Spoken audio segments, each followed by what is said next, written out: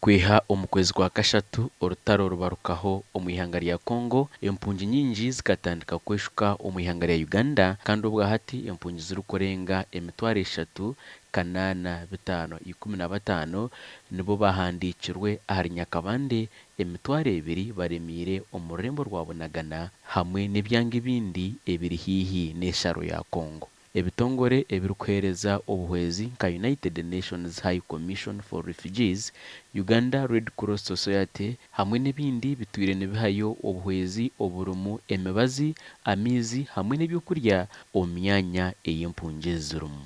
Haji Shafikse kandi RDC wa Kisoro nagira ngu empungi zitandikire kuteganisa emibereho y'abantu omu byanga ebi. Wabaddewo aba empungi bakkiriza abantu okugenda Misiri gyabwe ne banonayo emmere, bakkiriza abaagala okukola bizinesi baddeyo bagulewo amaduuka naye abantu bakyatya kuba toyinza kugula dduuka ng'owera emmundu ezivuga.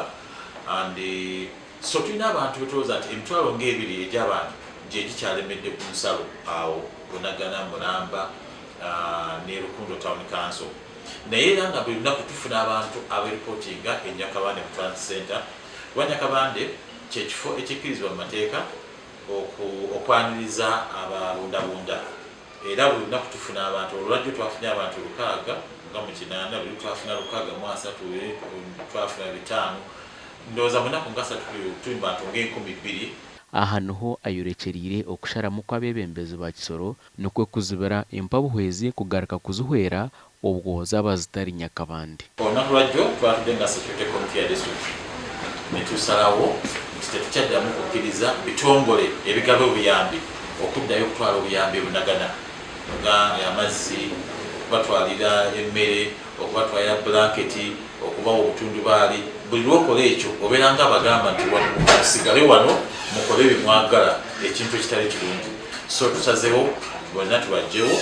Emma Munyontore omuhwezi w'ori kukurira Nyakabande Transit Center nagira ngu bari nibakoresa emiringo y'okukwata mpora kureba ngu empungi zaza aho zishemereire kuba ziri. Abantu abaremeire boda n'ensonga etiriyo nitugezaho kureba ngu twataha munonga abantu abareeta baza omu kampusi ahi bashemereire kuba bari ahabw'okuba omwanya ogu barimu tugushyikire bari aha boda kandi omu bintu bya security tikirungi munonga nikireeta okwerarikirira.